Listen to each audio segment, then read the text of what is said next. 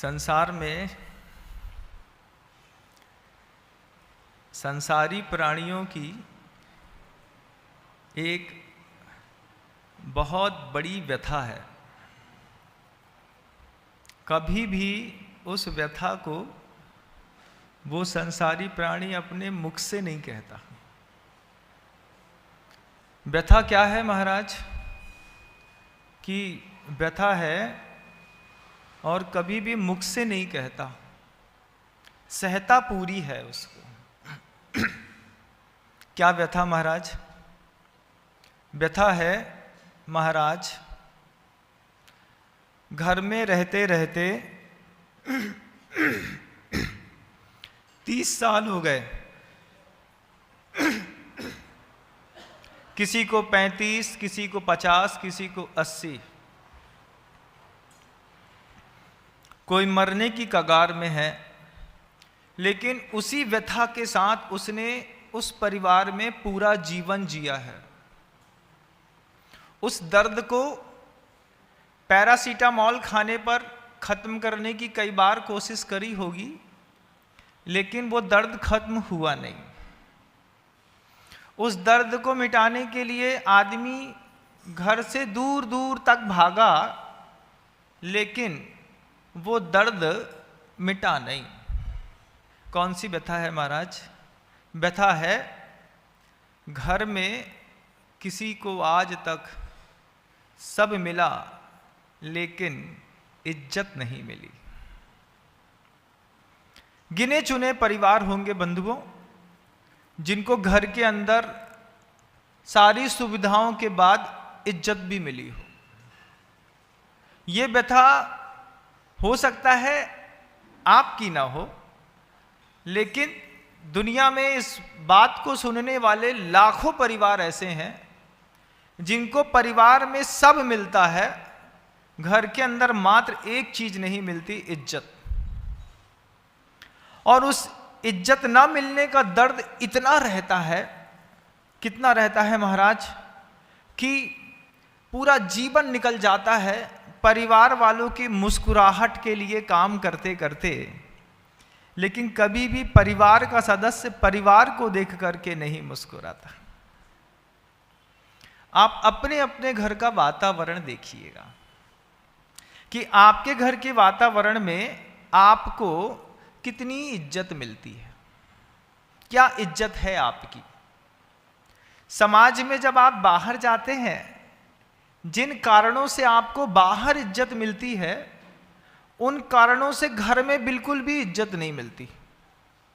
बाहर इज्जत मिलती है 3 कारणों से किसी भी व्यक्ति को। पहला कारण, समाज, हम ऐसी समाज में रहते हैं, गुरुदेव कहते हैं कि जहां सुंदरता को रंग से देखा जाता है। अच्छा गोरे रंग का है, साफ सुथरा है, तो परिभाषा लिख दी सुंदर है। जहां शिक्षा को नंबरों से आंका जाता है और सम्मान पैसा देख करके दिया जाता है। अपने अपने आप को टटोल के देखिएगा, समाज में जितना सम्मान मिलता है वो क्या आपके किए गए कृत्यों या कर्तव्यों के कारण मिलता है कि आपके पैसे को देख करके मिलता है? आओ सेठ जी बैठो, आगे बैठो। किसी ठेला लगाने वाले से कभी आपने ऐसा कहा? नहीं। क्यों? हम उस समाज में रहते हैं जिस समाज में सुंदरता रंग से आंकी जाती है, इसलिए सुंदरता में गोरेपन का बाजार बहुत बड़ा है। जहां शिक्षा व्यक्ति के गुणों को देख करके नहीं मिलती, आदमी देखता है मार्कशीट में नंबर कितने आए हैं, मेरिट लिस्टेड है कि नहीं, IITN है कि नहीं, उसी से आपकी इज्जत है। और सम्मान आपको हमेशा आज तक पैसा दे करके मिला। ये तीनों चीजें आपको बाहर मिली। कहां? घर से बाहर। आपके रंग की कीमत है, आपके कपड़े की कीमत है, आपके पहने हुए गोल्ड की कीमत है, आपकी गाड़ी की कीमत है, आपकी वचन कला की कीमत भी बाहर हो सकती है, आपके ज्ञान की कीमत भी बाहर है। घर के अंदर आपको इन चीजों से कब इज्जत मिली है, आप बता दीजिए। और घर की इज्जत के लिए ऐसा कौन सा मानस है जो नहीं तरसा? सबने चाहा परिवार के लोग इज्जत करें। 50 साल निकल गया महाराज, अंदर दर्द है, इज्जत नहीं मिलती। सब मिलता है, अब वो इज्जत नहीं मिलती तो कैसा लगता है बताओ? लगता है ना साधना व्यर्थ है, इतना पुरुषार्थ व्यर्थ है। 24 साल का एक नवयुवक, उसके विवाह का समय हो गया था और अच्छा पढ़ा लिखा भी था। सामूहिक परिवार में लोग रहते थे और जैसे ही परिवार में उसके विवाह की बात चली, उस नवयुवक, जिस नवयुवक ने अभी संसार की सारी व्यवस्थाओं और परिस्थितियों को देखा नहीं था, अनभिज्ञ था, वो अंतर्मन में बार बार सोचता है शादी करूं कि नहीं करूं, लाऊं कि नहीं लाऊं, क्यों नहीं लाऊं? अगर मैं शादी कर भी लेता हूं तो रहेगी तो इसी घर में, इसी कमरे में, इन्हीं लोगों के बीच में। जब मेरी ही इज्जत नहीं है और कल को उसके साथ भी बेइज्जती हुई तो उसको कैसा लगेगा? ऐसे कई जनमानस में ऐसे विचार उठते हैं बंधुओं। उम्र के उस पड़ाव में पुरुष कई बार सोचता है लाऊं कि नहीं लाऊं। कुछ लोग द्रवणशील रहते हैं, भैया हम अपने परिवार को जानते हैं। ऐसे ही एक व्यक्ति हमारे पास आया, उसी के शब्द मैं आपके सामने रखना चाहूं। बोला महाराज शादी की उम्र तो हो गई है लेकिन शादी करना नहीं चाहते। हमने कहा क्या व्रत लेना है? बोले नहीं महाराज, व्रत तो नहीं लेना है लेकिन शादी पारिवारिक परिस्थितियों को देख करके नहीं करना चाहते। परिवार में पैसे की कमी है? नहीं, पैसा की कमी नहीं है। फिर महाराज क्या कहें, मान सम्मान घर के अंदर बिल्कुल भी ना मिला। बचपन से लेकर के आज तक परिवार में जिन लोगों के बीच में हम रहे हैं उन लोगों ने सिर्फ झिड़कियां दी हैं, दुत्कारा है, बुरा कहा है। हमारे परिवार में जहां पे हम रहते हैं वहां पे 4 प्रकृति के लोग हैं। बच्चा हमको समझा रहा है, वो बात को मैं आपके सामने धर रहा हूं। 24 साल के युवक की पीड़ा, हो सकता है आज ये 14-15 साल के मानस के अंदर भी उत्पन्न होने वाला विचार हो जाए। एक परिवार में 4 प्रकार के लोग रहते। पहला, परिवार में वो व्यक्ति रहता है जिसको परिवार के बीच में रहते हुए भी सिर्फ बुरा दिखाई देता है। कोई भी हो सकता है, घर के अंदर कोई कितना भी अच्छा काम करे उसको सिर्फ बुराई दिखाई देती है और घर के अंदर रहता है। मान लो 12 लोगों को सदस्य का समूह घर के अंदर रहता हो, उसमें से एक व्यक्ति हो जिसको सिर्फ बुराई दिखाई देती हो। उनसे पूछो देखो ये अच्छा बना है ना, हो तुमसे अच्छो तो वो मेहतरानी बना ले थे। सीधा सीधी बात। दूसरे से कोई दूसरा व्यक्ति आकर के पूछता है देखो घर में कलर कितना अच्छा कर दिया, हमने अच्छा काम कर दिया ना। हाँ, जैसे उनके घरों में रहे थे ना रिक्शा वालों के घर में, ऐसे तो कलर पोत दो है, दिमाग नाम की तो कोई चीज ही नहीं है। उसको सिर्फ बुरा दिखाई देता है। घर के अंदर एक ऐसी प्रकृति के लोग रहते हैं। कुछ की प्रकृति ऐसी रहती है बंधुओं कि उनको बुरा भी दिखाई देता है और अच्छा भी दिखाई देता है, लेकिन वो अच्छा कभी कह नहीं पाते। दिखता तो अच्छा है, लड़का अच्छे मार्क्स लेकर के आया, माता पिता बैठ करके भोजन कर रहे थे, बच्चा बड़ी खुशी में स्कूल से आया, पापा फर्स्ट डिवीजन। लेकिन पिता की आदत थी अच्छा भी देखने की और बुरा भी देखने की। तो पिता क्या कहते हैं, ऐसा मार्क्स देखा, 450 नंबर बना लिए हैं 500 में से, बहुत बड़ी बात है, चलो हाँ चलो अपना दूसरों काम करो। ऐसा कह करके उसको प्रोत्साहन देना चाहिए था, लेकिन उसके मुख से अच्छा नहीं निकलता। अच्छा देखता तो है, अच्छा बोल नहीं सकता। बड़ी तकलीफ है, कर्म की ऐसी मार है। ऐसे भी लोग हैं परिवार में। फिर उस पिता से आकुलित होकर के वो बच्चा माँ के पास जाकर के बोलता है, माँ देखो तो फर्स्ट डिवीजन आए। माँ लाड़ से हाथ फेर देती, हमारा राजा बेटा इतना पढ़ता था, बहुत अच्छे नंबर आए, आशीर्वाद। इतने में बच्चे का जो मोरल, जहां उसको पिता के साथ भी रहना था, उसका झुकाव सिर्फ मां की तरफ हो जाता है। घर में सिर्फ मुझे मां चाहती है। क्यों? क्योंकि वहां से उस बच्चे को प्रशंसा मिली, वहां से उस बच्चे को मां के माध्यम से थोड़ी सी इज्जत मिली और बच्चा मां का हो गया। तीसरी प्रकृति के लोग घर के अंदर रहते हैं जिनको सिर्फ अच्छा दिखाई देता है, लेकिन वो जिनको अच्छा दिखाई देता है, बुरा वो देखते नहीं, बुरे की चर्चा करते नहीं, बुरा सुनते नहीं, सिर्फ अच्छा दिखाई देता है। लेकिन वो लोग ज्यादा देर तक घर में रह नहीं पाते। क्यों नहीं रह पाते? प्रकृति का ऐसा कर्म का उदय रहता है, या तो वो निकल लेते हैं, ऊपर चले जाते हैं, और घर के अंदर भी रहते हैं तो वो अपना शांत वातावरण में किनारे में जीवन जीना पसंद करते हैं। और एक ऐसी प्रकृति होती है कि वो बुरा नहीं देखता, अच्छा और बुरा भी नहीं देखता, अच्छा भी नहीं, सच्चा भी नहीं देखता। वो अच्छा भी नहीं देखता, वो सिर्फ सच्चा देखता है। एक को बुराई दिखती है, एक को अच्छाई और बुराई दोनों दिखती है, एक को सिर्फ अच्छाई दिखती है। और एक और भी ऊंचे प्रकृति के लोग होते हैं जिनको सिर्फ घर के अंदर रहने पर सच्चाई दिखाई देती है। आप अपने अपने घरों में छांट करके देख लीजिए कि आपके घरों में किस प्रकृति के लोग रहते हैं। बुरा देखने वाले, बुरा कहने वाले, कि अच्छा और बुरा दोनों देखने वाले और बुरा कहने वाले, कि सिर्फ अच्छा कहने वाले, कि सिर्फ सच्चे पे जीवन जीने वाले। सच्चे पे जीवन जीने वाले घरों में ज़्यादा देर रुकते नहीं।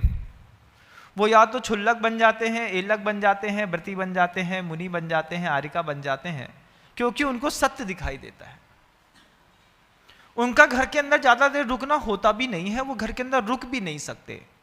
परिवार चलता है 3 लोगों से। स्थान आपके घर के अंदर बहुत बड़ा होगा, आप जिस परिवार में, जिस मकान में रहते होंगे। मैं आपसे पूछना चाहता हूं, स्थान तो बड़ा है, गुणस्थान से बड़े हुए लोग आपके परिवार में कितने हैं?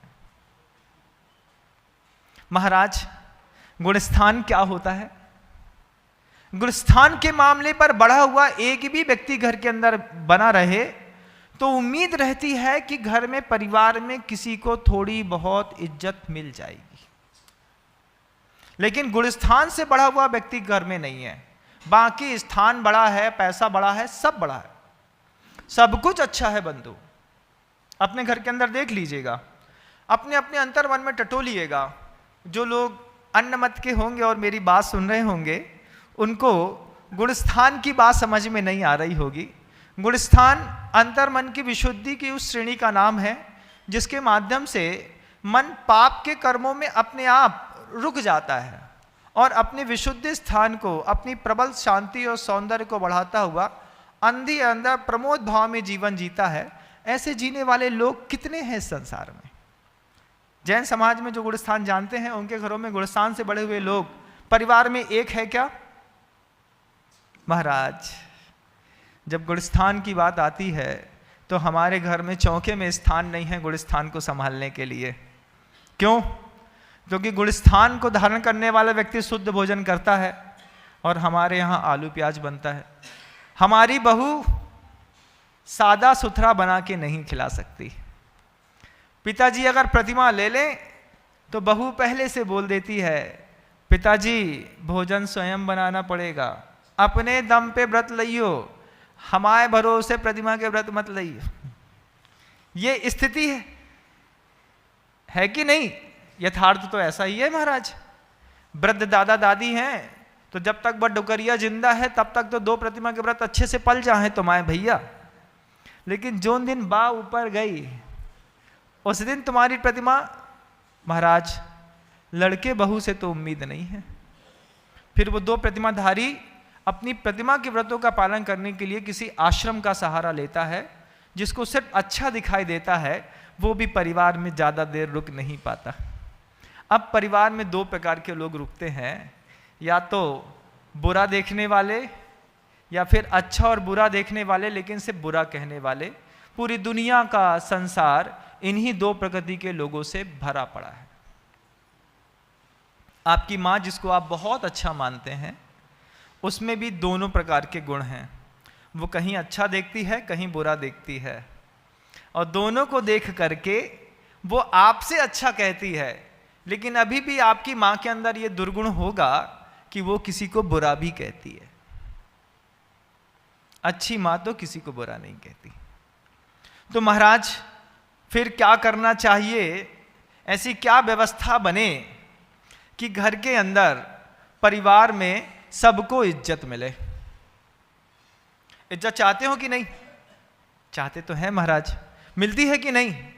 अरे महाराज, मिल रही होती तो क्या हम रात को 11:30 बजे घर जाते? पुरुष वर्ग उस बेइज्जती के घूंट को घर के अंदर नहीं सह पाता, तो 9 बजे दुकान बंद करने के बाद ऑडिट करने के बहाने 3 घंटे दुकान में बैठा रहता है। घर में जाएंगे क्या करेंगे? वही कलह कलह का वातावरण है। वो नवयुवक आकर के हमसे कहता है, महाराज जी घर के अंदर जाते हैं तो 1 घंटा रह लिए और किसी भी प्रकार की तेज आवाज सुनाई नहीं दी, तो बाहर आकर के मंदिर जाकर के माथा टेकने का मन करता है कि भगवान 1 घंटा घर के अंदर रह करके आ गया, कोई विवाद नहीं हुआ, और सुबह से शाम तक विवाद नहीं हुआ हो तो अपने आप में आश्चर्य लगता है कि हमारी तबीयत तो खराब नहीं है कि घर में कोई तेज आवाज में बात ही नहीं कर रहा। और एक आध बार जब घर के अंदर तेज आवाज में बात हो जाती है, फिर लगता है कि नहीं, सब कुछ नॉर्मल चल रहा है। क्यों? थोड़ी बेइज्जती हो रही है, इसका मतलब सब जिंदा है। अगर इज्जत सबको मिलने लगे तो आदमी को अब शंका पैदा होती है इस बात की, भैया तुम्हारी तबीयत तो ठीक है? क्यों भाई, अच्छे से बात कर रहे हो तुम, इतना मीठा कब से बोलने लगे? घर ही के लोगों के प्रति आश्चर्य पैदा होता है बंधु। होता है कि नहीं? होता है महाराज। आपको कैसे पता? हम भी वहीं से आए हैं, 20 साल हमने भी वहीं पे रहा है, 22 साल यहाँ रहते रहते हो गया, लेकिन वहाँ का अनुभव तो है। हाँ महाराज, और फिर आप लोगों से सुनते भी बहुत कुछ रहते हैं, सुन करके भी कई बार कई चीज़ें सीखने को मिल जाती है। तो गुरुदेव से जब इस बात को किसी ने पूछा कि महाराज घर ऐसा हो गया है, 2 कौड़ी की इज्जत नहीं है, बिल्कुल भी इज्जत नहीं मिलती, इस बात से अंदर बहुत तकलीफ है। 70 साल के हो गए, कोई 50 साल का हो गया, कोई 24 साल का हो गया, कोई 15-17 साल का बच्चा भी इस तरीके के वातावरण में रह करके वहां से उछल करके गुरुदेव के पास चला जाता है। गुरुदेव पूछते हैं किस कारण से घर छोड़ना चाहते हो? उधर भी वो कारण निकल आता है, घर में कोई इज्जत नहीं देता, मम्मी से उम्मीद थी, उसको चौके से फुर्सत नहीं है, पिता से उम्मीद थी, उसको अपनी दुकान से फुर्सत नहीं है, चाचा से उम्मीद थी, उसको अपने दोस्तों से फुर्सत नहीं है, घर में भाई बहन से फुर्सत उम्मीद थी, उनको अपनी पढ़ाई से फुर्सत नहीं है। मेरे लिए तो घर में रहना और नहीं रहना एक बराबर, इससे अच्छा मैं सोचता हूँ आपके साथ रह लूँ। तो किसी बालक ने जब गुरुदेव से पूछा कि भगवान घर में इज्जत मिले इसके लिए क्या करना चाहिए, आपका प्रश्न है कि नहीं है? क्या कोई एक आध पूछो, बोलो महाराज घर में इज्जत मिले तो क्या करना चाहिए? है नहीं महाराज, हमको तो हमारे घर में खूब मिलती है। झुटल्लो, झूठ बोलते शर्म नहीं आती? घर में इज्जत मिलती है, किसको मिलती है? अच्छा बताओ, किसी को मिलती है? किसी को नहीं मिलती। ये जो सीधे साधे लोग ना रंग पोत करके मंदिर में आकर के अच्छे से पूजा करते ना, इनको इज्जतदार मत समझना, इनकी भी घर में खूब बेइज्जती होती है। जब ठंडी दाल और सूखी रोटी इनको थाली को जमीन में पटक के महिला चली जाती है ना, तब पुरुष को अपनी इज्जत और अपनी हैसियत दोनों समझ में आ जाती है। बोले हमारी किस्मत में तो जो ही है भैया, बस ठंडी दाल है, 2 रोटी है, थोड़ा सा अचार खुद ही निकाल लो, पानी का गिलास खुद ही भर लो अपने हाथ से। बोले भैया अपना काम कर ली, हमें दूसरे काम है। जो पुरुष दिन भर पुरुषार्थ करता है घर वालों के लिए, उसकी इज्जत तो थाली में दिखाई दे जाती है, बिल्कुल साफ साफ दिखाई दे जाती है। तुम्हारी किस्मत में इतना पुरुषार्थ करने के बाद 2 टाइम में जो आता है, बस वही तुम्हारी इज्जत है। जैसा आता है बस वही तुम्हारी इज्जत है। और अपनी अगर असली इज्जत देखना है पुरुष वर्ग को, घर के अंदर नाप तोल करना है कि पुण्य का उदय चल रहा है कि पाप का, तो एक दिन नियम लेके चले जाओ। घर में भोजन करने जा रहे हैं, कुछ मांगेंगे नहीं, देखते हैं 30 साल से साथ में रहने वाली स्त्री कितना समझती है। एक दिन का नियम ले लो, बस मौन रहेंगे, जो परसेगी खा लेंगे।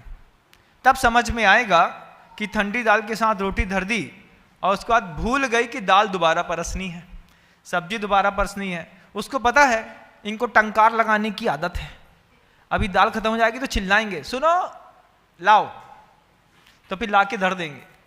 एक दिन मौन होकर के अपने पुण्य की परीक्षा खुद करना घर के अंदर, पता चल जाएगा कितने पानी में तुम्हारा जीवन है। गुरुदेव से पूछा कि इज्जत घर के अंदर कैसे मिलती है महाराज, एक बार कोई उपाय बता दो। तो गुरुदेव शतरंज के शुरुआत से बहुत बड़े खिलाड़ी रहे हैं। गुरुदेव उदाहरण भी शतरंज का देकर के समझाते हैं। उस समय मैं, भाग्य की बात है कि थोड़ा दूर खड़ा था, आचार्य जी से वो बच्चा जब बात कर रहा था तो मैं दूर से खड़े होकर के, ठंड का समय था तो धूप में खड़ा था, सुन रहा था। आचार्य जी भी खाली बैठे थे, तो उनको भी उससे बात करने में आनंद आ रहा था। गुरुदेव कहते हैं शतरंज खेला है कभी? नहीं महाराज, नहीं खेला। अरे तुमने शतरंज नहीं खेला? नहीं। फिर पीछे से आवाज आई, हिंदी नहीं समझता। तो फिर चार से बोले तो अंग्रेजी में क्या? बोले चेस। चेस चेस खेला है? हाँ महाराज जी चेस खेला है। तो चेस में जो प्यादा होता है, उस प्यादे की खासियत होती है। प्यादे की क्या खासियत होती है आप देखिए कि प्यादा अगर सही तरीके से चला जाए तो प्यादा वजीर बन जाता है। देखा है कभी? जब लास्ट लाइन में जहां पर रानी, राजा, वजीर, ऊंट, घोड़े रखे जाते हैं, अगर प्यादा है छोटा सा, उसका शक्ति कितनी है कि सिर्फ एक बार में सीधा सीधा एक कदम बढ़ाएगा, सीधा बढ़ाएगा और एक कदम बढ़ाएगा। लेकिन अगर वो सही तरीके से कदम बढ़ाते बढ़ाते अंतिम लाइन तक पहुंच गया तो उस प्यादा वजीर बन जाता है बंधुओं। प्यादे को हटा करके वहां पे वजीर रख करके उसको सामने वाले को चेक दे देते हैं।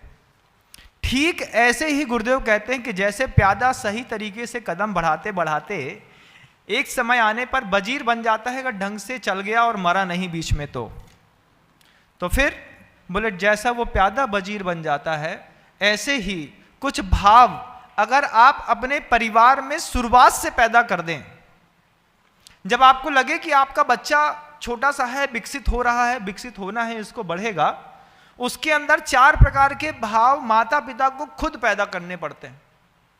फिर परिवार में सबकी खूब इज्जत होती है। सबकी इज्जत होती है महाराज। बच्चे के अंदर भाव पैदा करेंगे, पिता की इज्जत होगी।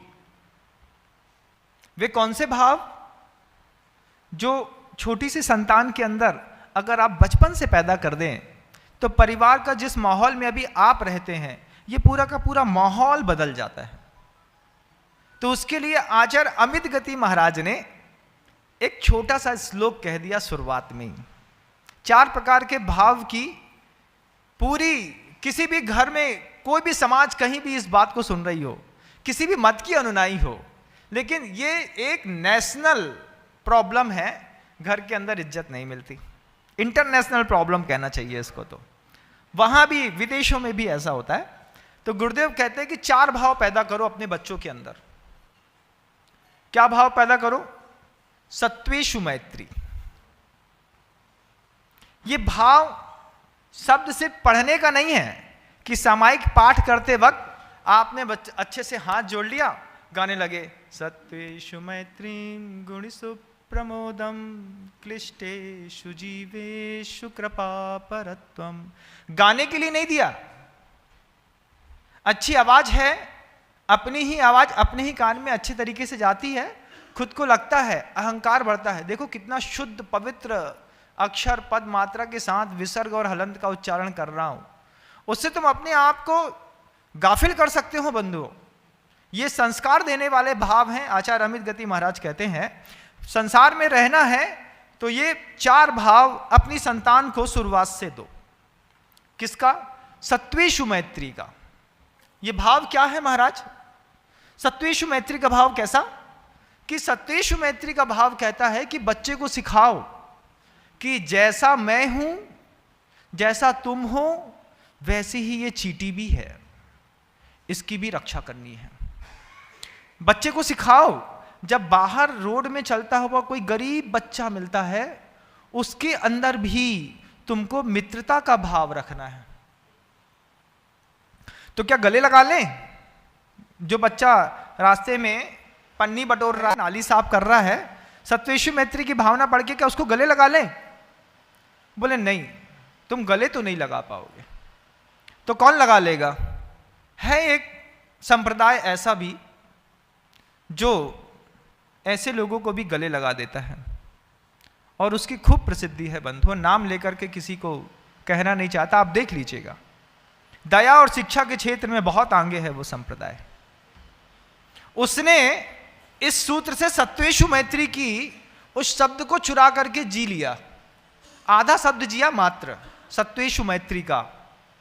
अगर आप उनके हॉस्पिटल्स में चले जाएं, पैसा नहीं है तो भी वो आपका इलाज कर देते हैं। आपके बच्चे के पास फीस देने के लिए कम पैसा है तो थोड़ा बहुत टाइट करते हैं, लेकिन वो खुद चैरिटेबल ट्रस्ट चलाते हैं। वो आपके पैसे, अपना पैसा भर के किसी और से चैरिटी दिला करके, लेकिन अगर आपका बच्चा टैलेंटेड है तो उसको पढ़ा देते हैं। उनको सिखाया गया है सत्वेषु मैत्री। सीखना तो आपको चाहिए था। वो सत्वेषु मैत्री का एक उदाहरण मैंने कहीं बहुत अच्छा पढ़ा कि एक टीवी एंकर किसी बहुत बड़े नेता का इंटरव्यू लेने पहुंची। वो उसी मत की मानने वाली थी। इंटरव्यू लेने पहुंची तो इंटरव्यू लेने के लिए वो साफ सुथरे कपड़े, क्योंकि इतने बड़े नेता का इंटरव्यू था, इंटरनेशनल न्यूज़ बननी थी, साफ सुथरे कपड़े पहन करके पहुंची और पहुंच करके सामने बैठी थी कि गार्डन में खेलता हुआ एक कुत्ता जो नाली से निकला, नाली से निकल करके आया और आ करके उस मैडम के कपड़े के ऊपर चढ़ गया। कैमरा सामने चल रहा था, लोग देख रहे थे कि अब ये एंकर क्या करती है। क्या करेगी एंकर बताओ? आपके ऊपर कोई कुत्ता नाली से निकल के चढ़े तो आप क्या करोगे बताओ? अरे बगल से निकलेगा महाराज तो धुतकार देंगे। ऊपर चढ़ने वाली की बात तो बहुत दूर है, बगल से भी निकलेगा तो भी हुर, कैसा बोलते हो, जो भी बोलते हो, और उसको भगा देते हो तुम। लेकिन उस टीवी एंकर ने ऐसा नहीं किया। टीवी एंकर ने क्या किया कि वो कुत्ता धीरे से नाली से निकल के आया था, अपना पूरा सिर हिला करके थोड़ा सा झाड़ा अपने आप को, और जीभ निकालते निकालते उस महिला की गोदी में जाकर के बैठ गया। और गोदी में जाकर के बैठ गया और धीरे से कंधा देखने लगा, और फिर सिर के बालों की तरफ वो कुत्ता उस महिला को चाटने लगा। फिर महाराज, फिर क्या? सामने वाला बैठा हुआ नेता उस महिला से कहता है, इस कुत्ते ने आपके कपड़े खराब कर दिए। तो महिला क्या कहती है? महिला कहती है, कुत्ते ने मेरे कपड़े खराब नहीं किए, कुत्ता मेरा कपड़ा खराब करने के लिए नहीं आया था, कुत्ता मुझे प्रेम करने के लिए आया था। वो प्रेम कर रहा है, उसको प्रेम कर लेने दो। ये होती है सत्वेषु मैत्री की भावना। आप दूसरों से उदाहरण से सीखने का प्रयास करो। जब कोई बच्चा छोटा सा आपके घर के सामने आकर के कोई बर्तन दिखा करके बोलता है कि रोटी दे दो, भूख लगी है, काला है, छोटा सा है, कोई बेटी है, आपके मन के अंदर कितनी बार दया उपजती है कि अपना धंधा छोड़ करके ऊपर अपनी पत्नी को बोलें कि एक छोटा सा भिखारी खड़ा है, बच्चा है, 2 रोटी के साथ सब्जी और थोड़ा ठंडा पानी भी दे दो, पी लेगा अच्छे से। ये करुणा भाव आपके अंदर क्या पैदा है? क्या आपने ये करुणा भाव अपने पुत्र के अंदर, पुत्री के अंदर बचपन से पैदा किया? नहीं किया। अनादिकालीन संस्कार है बंधुओं हिंसा का। अहिंसा सिखानी पड़ती है, हिंसा नहीं सिखानी पड़ती। आप देख लेना, छोटा सा बच्चा चींटे की लाइन जा रही होती है तो चींटा को उठा लेता है। उठाने के बाद क्या करता है? वो चींटा को प्यार करता है क्या? नहीं, वो उसको दबा देता है। चींटा उंगली के अंदर घुस जाता है, खून निकाल देता है, लेकिन दोनों एक दूसरे में अड़े रहते हैं, वो दबाने में और वो उसको काटने में। रोता रहेगा लेकिन चींटा पकड़ लेता है, चींटी पकड़ लेता है, मारता है। क्या बताता है छोटा सा बच्चा? हिंसा का संस्कार तो हम पूर्व पर्याय से लेकर के आए हैं। जैन कुल में आने के बाद गौरव तो माता पिता का इस बात में है कि हमको कोई अहिंसा का संस्कार सिखा दे। तो हम आपसे पूछना चाहते हैं कि आपने अपने बच्चे को अहिंसा का संस्कार कब सिखाया और कैसा सिखाया? कब आपने बताया कि बेटा अष्टमी और चौदस के दिन अनछने पानी से नहीं नहाने का नियम तो ले लो, कम से कम एक दिन तो नियम लो, अनछने पानी का प्रयोग नहीं करेंगे। क्यों? क्योंकि उसमें भी हिंसा होती है। बच्चा फिर पूछेगा तो क्या 6 दिन हिंसा नहीं होती? होती है बेटा, पालन नहीं कर पाते। उसके मन के अंदर क्लिक करने वाली बात को बताने के लिए आपके पास कब समय रहा? कब आपने उसको अपने व्यस्ततम जीवन से अनुपमा देखने से फुर्सत मिले तो बच्चे को अहिंसा सिखाएं? अनुपमा देखने से फुर्सत नहीं है, बच्चे को अहिंसा की पाठ क्या पढ़ाएंगे हम? पिता को गड्डी गिनने से फुर्सत नहीं है, माँ को चौके से फुर्सत नहीं है, चौके से फुर्सत हुई तो अनुपमा देखेंगे। बच्चा टीवी सीरियल देख रहा है, वो भी ऐप चला रहा है एक नए तरीके से, वो भी गेम खेल रहा है और खुश है। इस परिवार में किसी को इज्जत नहीं मिलेगी, सब बेइज्जती करेंगे एक दूसरे की, और हो रही है। लेकिन आचार्य कहते हैं कि घर के अंदर अगर प्रतिष्ठा बना के रखनी है तो बच्चे को सत्वेषु मैत्री का पाठ पढ़ाइए, सिखाइए कि छोटे से जीव में भी अपने को मित्रवत व्यवहार करना है, उसकी रक्षा भी करनी है, वो भी जीव है, इसका एहसास कराइए सामने वाले को। क्यों एहसास कराइए? क्योंकि इससे आपकी प्रतिष्ठा बढ़ती है। भाव पैदा करो बच्चे के अंदर सत्वेषु मैत्री का। गुणसुप प्रमोदम का भाव भी घर के अंदर पैदा करना पड़ता है। बच्चे ने कोई भी एक छोटा सा भी अच्छा काम किया, अगर उसके अंदर कोई टैलेंट है तो माता पिता का कर्तव्य है उस टैलेंट को ग्रोथ देने के लिए उसको प्रोत्साहित करें। बेटा बहुत अच्छे, ये तो आप बहुत अच्छे कर लेते हैं, ये तो आपको बहुत अच्छे से करना चाहिए। ऐसा आपने अपने बच्चे से कब कहा है भाई? कब कहा बताओ? आपको याद है कि आपने अपने बच्चे की घर के अंदर तारीफ कब करी है? जब घर के अंदर से नानी के यहां जाते हो तो बच्चे को रिक्शे में समझा देते हो, सुनो ज़्यादा हल्ला मत करियो, उठा पटक मत करियो, सामान मत फेंकियो, ज़्यादा बार बार खाना मत मांगियो। क्या इंस्ट्रक्शन दिए जा रहे हैं और किस टोन में दिए जा रहे हैं? उससे बच्चा समझता है कि मेरी माँ डिप्लोमेटिक है, घर के अंदर कुछ है, बाहर कुछ है। बाहर जिन कारणों से आपको इज्जत मिलती है बंधुओं, घर में उसमें से किसी भी कारण से आपको इज्जत नहीं मिलती। घर के अंदर इज्जत मिलती है सत्वेषु मैत्री का पाठ, वो भाव पैदा करने से बच्चों में छोटी उम्र में पैदा करिए।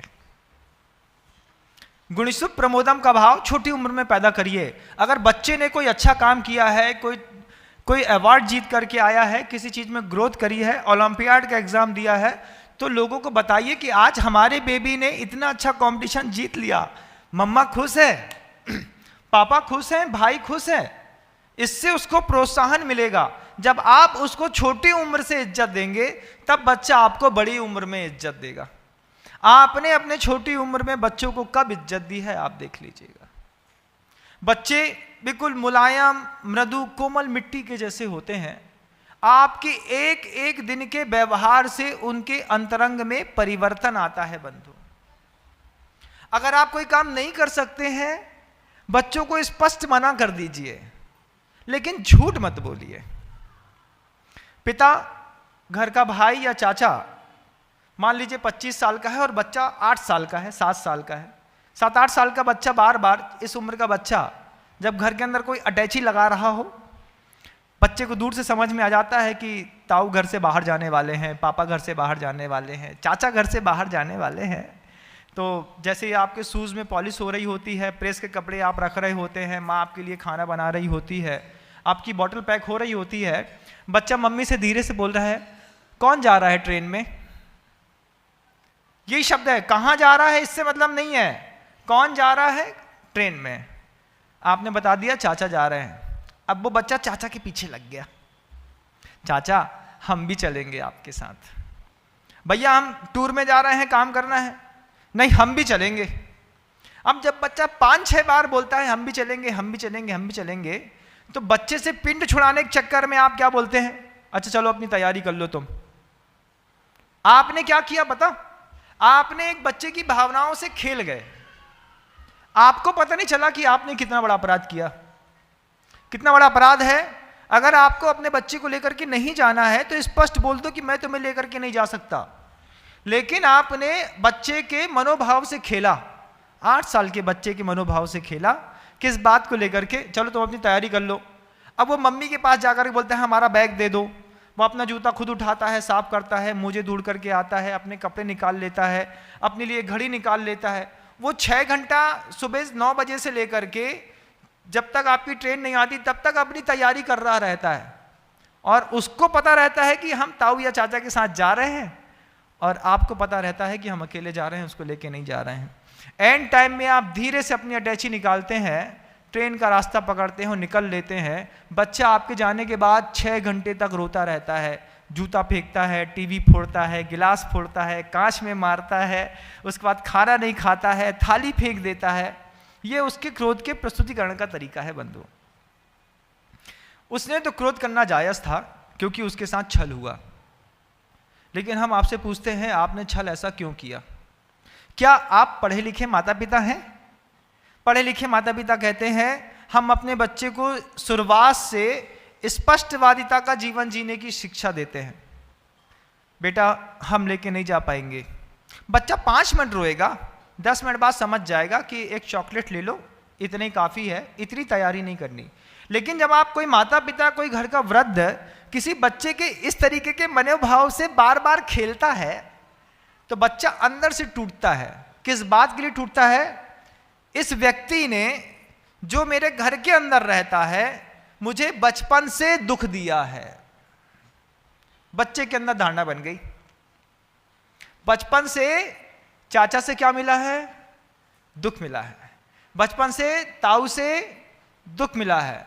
ये झूठ बोलते हैं, ये गलत करते हैं, और धीरे धीरे बचपन से हुए एक एक बूंद पानी जब आप उसके ऊपर गलत गिराते हैं, वो बच्चा धीरे धीरे जैसे ही 14-15 साल का होता है और कड़ा होना शुरू होता है, उसके अंदर द्वेष की भावना जन्म ले लेती है। दुनिया में मैं सबका सहयोग कर सकता हूँ, लेकिन बचपन से जिसने मेरे साथ मेरा अपमान किया है और बुरा कहा है, इसको तो मैं घर के अंदर रहने नहीं दूंगा, जीने नहीं दूंगा। फिर आप बोलते हैं छोटे से बच्चे ने घर के अंदर तहलका मचा के रखा है। हम पूछते हैं तहलका की भावना उसके अंदर किसने पैदा करी है? बच्चा बाहर गया नहीं, बच्चा ने टीवी देखी नहीं, बच्चा बाहर के वातावरण से प्रभावित हुआ नहीं, बच्चा घर के अंदर तहलका मचाने लगा। तहलका सिखाया किसने उसको? झूठ उसको किसने सिखाया? हमने खुद। लेकिन कैसे सिखाया ये समझ में नहीं आया। मनोविज्ञान है बंधु छोटे छोटे बच्चों का। चूंकि आज की जो जनरेशन के बच्चे हैं वो स्पीडली ग्रोथ ले रहे हैं। माता पिता को चिंता तो रहती है, लेकिन सही तरीके से लालन पालन नहीं करने के कारण वो बच्चे कहीं ना कहीं और भटक जाते हैं। पिता इतना पैसा कमाता है कि बच्चे क्या पढ़ते हैं, कब पढ़ते हैं, कैसे रहते हैं, पिता को कुछ नहीं पता। गुरुदेव ने एक बार बहुत अच्छी बात किसी पिता से कही थी इसी तरीके अवसाद के वातावरण में कि बताओ तुम्हारे घर में कौन किसके पीछे, कौन किसके पीछे मतलब? तो आचार्य सिंह ने एक दूसरी क्लास में जो उदाहरण चलता था, 2 पंक्ति की कविता, तीतर के 2 आगे तीतर, तीतर के 2 पीछे तीतर। बताओ कितने तीतर? आगे तीतर पीछे तीतर। बोलो कितने तीतर? तो कोई बोलता था 4 तीतर, कोई बोलता 5 तीतर, किसी ने कहा 3 तीतर। 3 तीतर कैसे? एक तीतर यहां खड़ा है, 2 आगे खड़े, तीतर के 2 आगे तीतर। फिर आगे वाले तीतर से जोड़ा, तीतर के 2 पीछे तीतर। बताओ आगे तीतर पीछे तीतर, बीच वाले के साथ जोड़ दिया कि इसके आगे भी तीतर है और पीछे भी तीतर है। कितने तीतर? 3 तीतर। तो जैसे बोलते 3 तीतर की कहानी है कि आगे भी तीतर पीछे भी तीतर। गुरुदेव ने पूछा तुम बताओ कि तुम पाप के पीछे भागते हो कि पाप तुम्हारे पीछे भागता है? तुम्हारे पीछे पाप कि तुम पाप के पीछे? तुम्हारे घर की स्थिति क्या है? आपसे भी पूछना चाहता हूं, आपके घर की स्थिति क्या है? आप पाप के पीछे भाग रहे हैं कि पाप आपके पीछे भाग रहा है? महाराज बात समझ में नहीं आ रही, समझा देते हैं, हम तो जानते हैं तुम लोग तो जैसे हो वैसे ही रहोगे, हैं? इतनी सी बात तो पूछ रहा हूं कि तुम पाप के पीछे भाग रहे हो कि पाप तुम्हारे पीछे भाग रहा है? तो बोले महाराज जो घर के बड़े हैं उनके पीछे पाप भाग रहा है और घर का जो बच्चा है वो पाप के पीछे भाग रहा है। बड़ों के पीछे पाप कैसे भाग रहा है? तो आचार्य कहते हैं 5 चीजें हैं, बड़े उसी में लगे हैं, चाहे मां बहन हो चाहे पुरुष वर्ग हो। पेशणी खंडनी चुल्ली उद्कुंभ प्रमार्जनी पंचसूना गृहस्थस्य तेन मोक्षम न गच्छति। गृहस्थ को मोक्ष क्यों नहीं होता?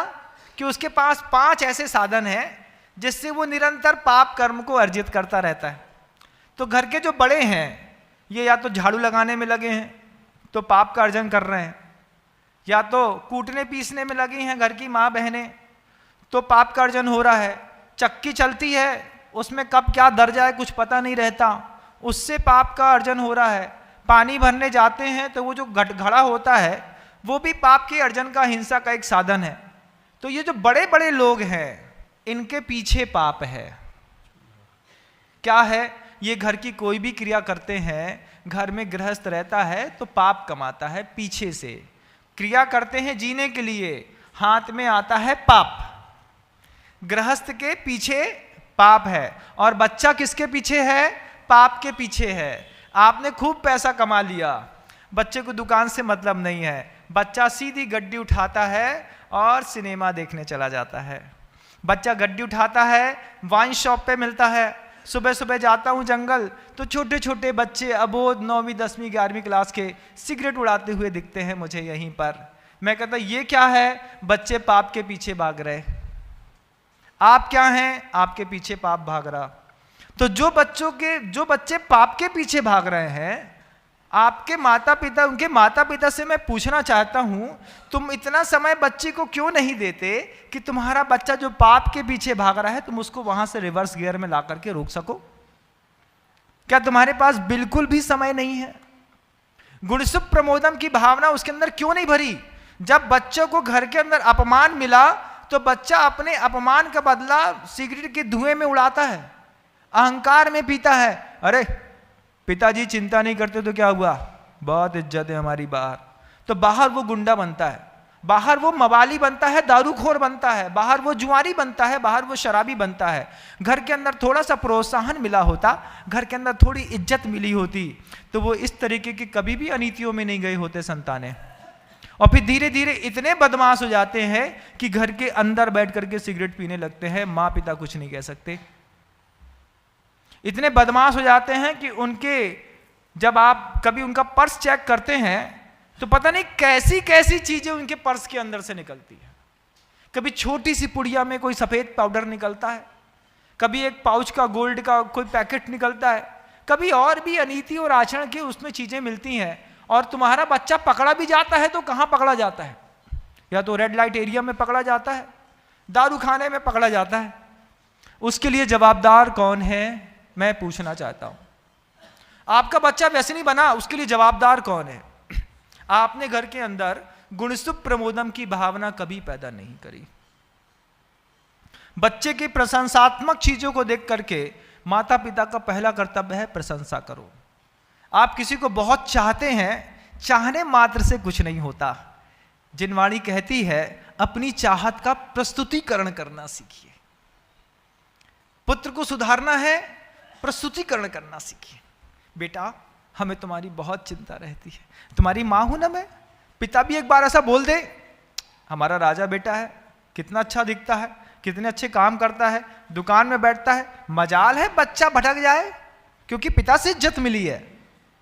लेकिन आपसे, संसार में रहने वाले लोगों से मैं पूछना चाहता हूं कि अपने बच्चे को पिछली बार कब प्रोत्साहित किया था बताओ थोड़ा सा, याद करना पड़ता है महाराज। बर्थडे के दिन आया था, लेकिन उस समय भी मैं बोल नहीं पाया था। जब मैं दुकान जाता हूं तो बच्चा सोता रहता है, बात बनती नहीं, याद ही नहीं है, इतने व्यस्त हैं आप। तो फिर घर के अंदर किसी को इज्जत नहीं मिलती बंधु। बहुत बड़ी संसार की प्रॉब्लम है, इज्जत नहीं मिलती घर के अंदर। क्यों? आचार्य अमित गति महाराज का पहला श्लोक भी जीवन में सार्थक हो जाए। सत्वेषु मैत्री गुणसु प्रमोदम क्लिष्टेषु जीवेषु कृपा परत्वम। ये सूत्र कितना जीवन में सार्थक है। कब आपने दया की भावना दिखाई, कब आपने अपने बच्चे को दुकान में बैठाया और जब आप देख रहे थे कि बिल्कुल गरीब व्यक्ति आया है, आधे पाव आटे के लिए जहां 10 रुपए उसकी राशि बनती है उसके पास सिर्फ 7 रुपए थे, तुम्हारा मन कब कहा कि इसको 1 पाव आटा दे देते हैं और 7 रुपए ले लेते हैं, इसका काम कर लेंगे। क्लिष्टेषु जीवेषु कृपा परत्वम, ये सूत्र तुम अपने जीवन में कब सार्थक करते हो? कब तुम्हें ऐसा लगता है कि कोई गरीब आया है, अपने घर की छत डालना चाहता है, इसके ऊपर थोड़ी सी पन्नी डालनी होगी, इसके पास पैसा नहीं है, इसके खेत में खलियान में चू रहा होगा, इसके घर चू रहा होगा, पैसा नहीं है, कम पैसे में भी चीज दी जा सकती है। क्यों? क्योंकि हमारे पास पर्याप्त है। बच्चा देख रहा है, पैसा कमाने की और काटने की कला तो खूब सिखा दी, थोड़ा दान देने की कला भी इसी माध्यम से सिखा दी होती, थोड़ी दया करने की कला भी सिखा दी होती। क्लिष्टेषु जीवेषु कृपा परत्वम की भावना भी बच्चों के अंदर बचपन से भरनी पड़ती है बंधुओं। कब भरी? कब सिखाया बच्चे को? बच्चे को इस बात के लिए चाटा जरूर पड़ा होगा जब वो पड़ोसी की दुकान से कोई सामान लाया 100 रुपए का और ग्राहक के सामने उसने कह दिया कितने का लाए, उसने कह दिया 100 का। पिता ने जैसे ही ग्राहक गया उठा के एक चांटा मारा। क्या सिखाया? सामने की दुकान से कोई भी सामान लाओ 15 रुपए बढ़ा के बताया करो। मायाचारी तो सिखा दी, लेकिन दया करना कब सिखाई? आचार्य अमित गति महाराज कहते हैं अगर गृहस्थी भी संवारनी है, अपनियों को अपनी आत्मा संवारनी है, साधना करनी है, तब भी ये सूत्र काम करता है। सत्वेषु मैत्री गुणसु प्रमोदम क्लिष्टेषु जीवेषु कृपा परत्वम माध्यस्थ भावम विपरीत वृत्तौ सदा ममात्मा विदधातु देव। ये सूत्र साधना करने वाले लोगों के जीवन में भी काम आता है।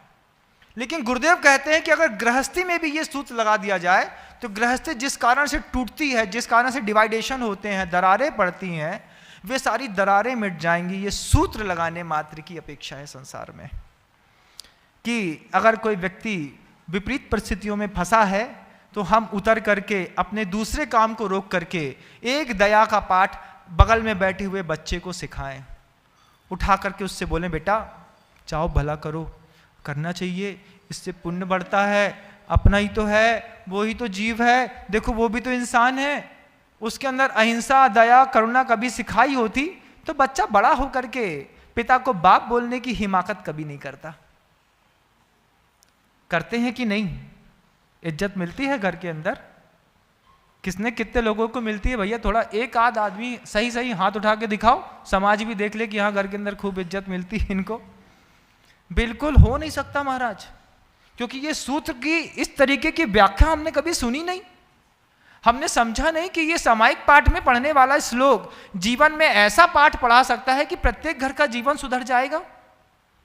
क्लिष्टेषु जीवेषु कृपा परत्वम माध्यस्थ भावम विपरीत वृत्तौ। ये पाठ सिखाना नहीं पड़ता बंधुओं, करके दिखाना पड़ता है। माध्यस्थ भावम क्या? माध्यस्थ भाव विपरीत वृत्ति वाले किसी दूसरे व्यक्ति के प्रति नहीं। गुरुदेव कहते हैं उन्मार्ग में जाती हुई जो तुम्हारी इंद्रियां हैं, स्पर्शन इंद्रिय है, रसना इंद्रिय है, घ्राण है, चक्षु है, कर्ण है, जब ये उन्मार्ग में जाते हो तुम्हारी इंद्रियां गंदा देखने की इच्छा करती है, तुम्हारी इंद्री गंदा खाने की इच्छा करती है, तुम्हारी इंद्री किसी गंदगी को छूने की इच्छा करती है, तुम्हारी इंद्री कोई गंदा गाना सुनने की इच्छा करती है, तुम्हारी इंद्री कुछ गंदा बोलने की इच्छा करती है। उस समय गुरुदेव कहते हैं माध्यस्थ भावम विपरीत वृत्तौ। पांचों इंद्रियों के प्रति बिल्कुल माध्यस्थ हो जाओ। कैसा माध्यस्थ हो जाऊं? शांत हो जाओ। मुझे अपनी वाणी का, अपनी दृष्टि का, अपने कर्ण का, अपने स्पर्शन का कोई प्रयोग नहीं करना। क्यों? ये उन्मार्ग में ले जाना चाहती हैं। इससे क्या सीख रहे हैं? इससे इनडायरेक्टली आप ये सीख रहे हैं कि जब बच्चा आपका बड़ा हो जाए, 14 साल का बच्चा हो जाए, तो माता पिता का कर्तव्य है कि जितने साल का बच्चा हो गया है उतने साल का आजीवन ब्रह्मचर्य व्रत ग्रहण कर लें।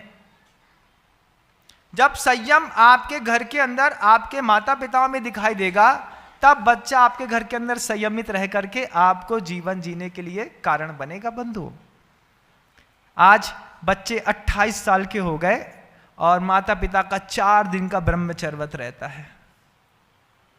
बच्चे की शादी होनी है, माता पिता भोग की कथाएं करते हैं, ऐसे घरों में कभी भी संयम की गंध तक नहीं आती, क्योंकि बच्चा सुनने से नहीं सीखता, इंप्लीमेंट करके माता पिता को दिखाना पड़ता है।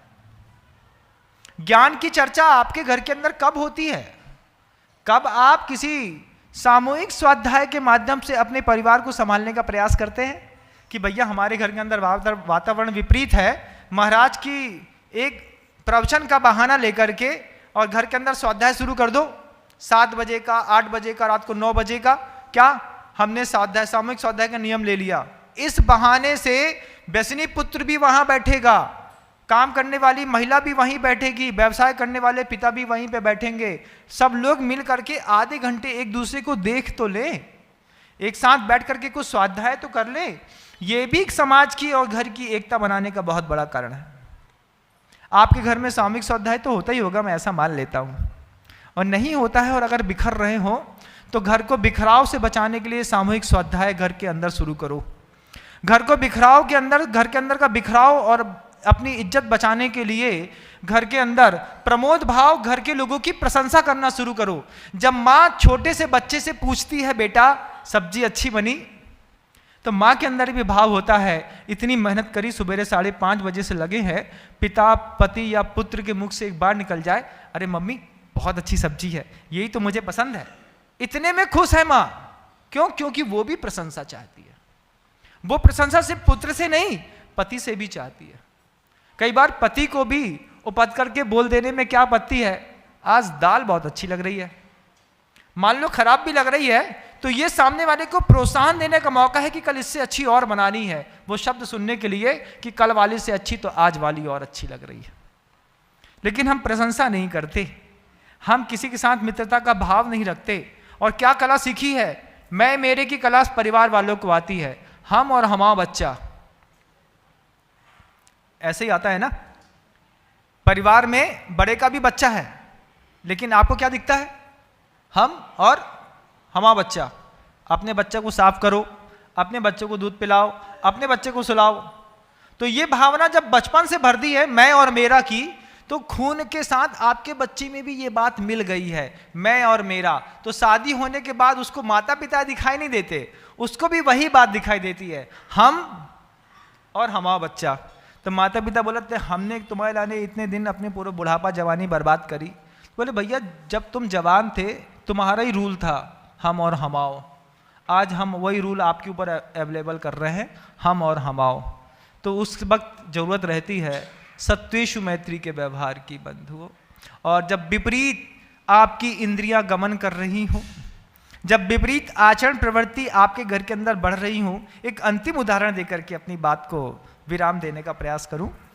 प्लेन में जब आप जा रहे हो, ट्रेन में जा रहे हो, देखो आचरण की प्रवृत्ति में प्रतिकूलता और खोखलापन कैसा है।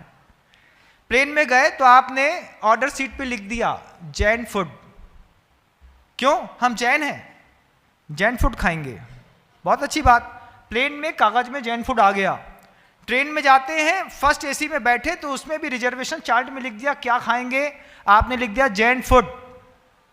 ट्रेन में जैन फूड आया, प्लेन में जैन फूड आया, आपके घर में जैन फूड आया कि नहीं आया, पहले आप ये बता दीजिए।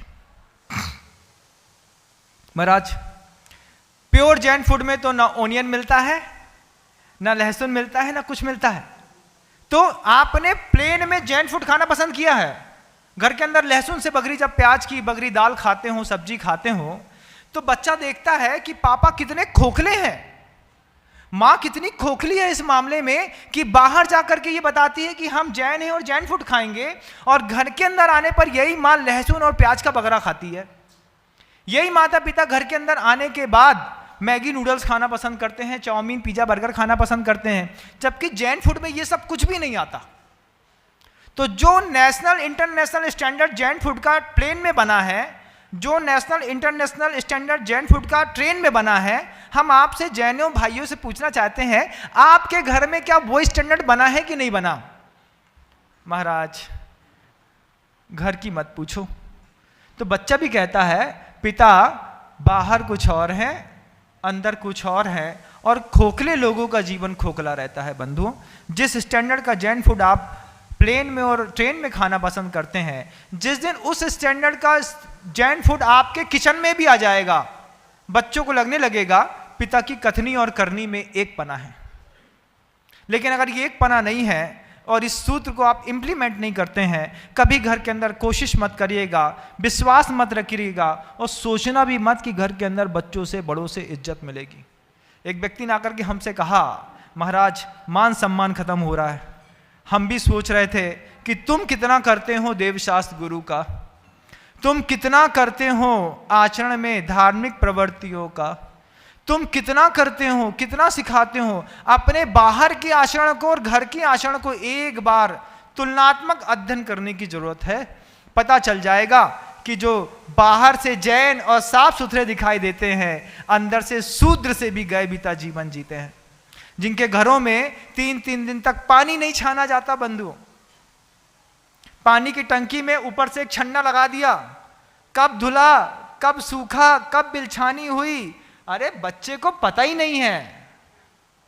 और बाहर जाकर के बात करते हो जैन फूड की, बाहर जाकर के बात करते हो माध्यस्थ बाबम विपरीत वृत्तौ। ये तुम्हारी जो विपरीत प्रवृत्ति है, इसमें माध्यस्थता की आवश्यकता है। अगर आप इसमें माध्यस्थ भाव ले आए, अंतर मन में टटोल के देखिएगा, महाराज जितना कहते हो उसमें से कितना प्रतिशत सत्य कहते हो आप। 100% मान लो अपनी बात को सच, 80 मान लो, कि 100% झूठ मान लो, क्या मान लो, सच मान लो। तो नियम ले लो ना ऐसा कि घर के अंदर जो खाते हैं वही बाहर खाएंगे, तो समझ में आ जाएगा। जब घर के अंदर का जो भोजन करते हो उस स्तर की भोजन की अपेक्षा अगर प्लेन में करी तो सिर्फ मांसाहारी भोजन हाथ में आएगा। जिन चीजों से आप घर का बना पका खाना चाहते हो, उस चीजों से अगर ट्रेन में इच्छा करी तो आमलेट और चिकन चिल्ली के अलावा कुछ हाथ में आने वाला नहीं है। बंधु, शर्म आनी चाहिए। और आजकल तो एक नया स्टैंडर्ड चल गया है। क्या? अभी मैंने देखा, किसी ने कल मुझे बताया कि आजकल ऐसे प्रोडक्ट आ गए हैं जो प्योर वेजिटेबल हैं और वेजिटेबल ट्रीज से निकले हुए हैं, और वो टेस्ट देते हैं मीट के जैसा। मतलब आप उसमें उस चावल को, उस पदार्थ को खा रहे हैं, कंपनी है और बना रही है, और मार्केट में आ गया है कि खाने पर आपको वो मांस का स्वाद देगा, चिकन का स्वाद देगा, किसी और गंदे पदार्थ का स्वाद देगा, और है प्योर वेजिटेबल। किसके लिए बनाया? शाकाहारी लोगों के लिए नहीं, मांसाहारी लोगों के लिए। मांसाहारी लोगों को इसकी जरूरत ही नहीं। आगे चल के इन्हीं जैन समाज के लोग इस तरीके का पैकेट धीरे धीरे घर के अंदर ला करके उसके टेस्ट के अनुभव करना सीख जाएंगे, और फिर धीरे से बोलेंगे जब डुप्लीकेट में इतना है तो ओरिजिनल का खा करके देखते हैं, और कौम बदलती चली जाएगी। आगे आने वाले समय में अगर इस चीज़ों में बैन नहीं लगाया गया, आगे आने समय में जैन समाज जो आज श्वेतांबर दिगंबर में बटी है, 13 पंथी 20 पंथी में बटी है, अब एक और समाज में बिखराव होने वाला है, वेजिटेरियन जैन्स का और नॉन वेजिटेरियंस जैन्स का। फिर लोग बोलेंगे कौन से जैन हो भाई? बोले महाराज जी प्योर वेजिटेरियन जैन्स। हम महाराज जी थोड़ा बहुत चलता है। जब हम बिलासपुर अकलतरा में थे तो उड़ीसा संबलपुर से एक जैन परिवार आया, एक ही जैन परिवार था उड़ीसा का। वो कहता है महाराज जी अंडा तो शाकाहारी है ना, भैयावत्ती कर रहा है हमारी, नमोकान मंत्र पड़ता है, पूजा करके आया, अंडा शाकाहारी कहता है। हमने कहा तुम जैन हो? हम वीर सागर जी, विशाल सागर जी सब बैठे थे। तुम जैन हो? हाँ महाराज जी जैन है, अंडा शाकाहारी होता है ऐसा हमने पढ़ा है और सुना है।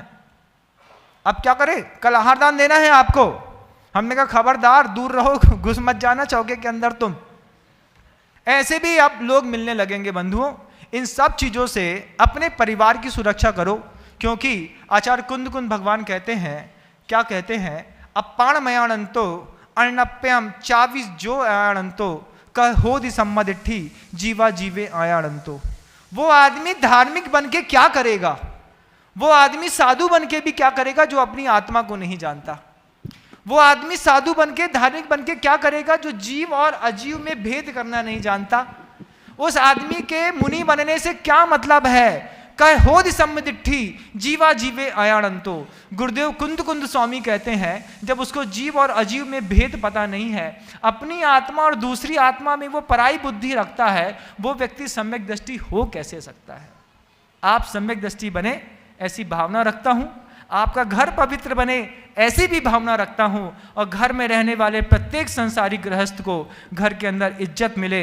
अगर वो आचार्य अमित गति महाराज के इस सूत्र को अपने घर के अंदर इज्जत देंगे तो बच्चा भी आपको भरपूर इज्जत देगा, आपको इज्जत मिले। इन्हीं भावनाओं के साथ अहिंसा परमो धर्म की जय हो। आचार्य भगवंत गुरुदेव। राम राम क्या हो रहा है।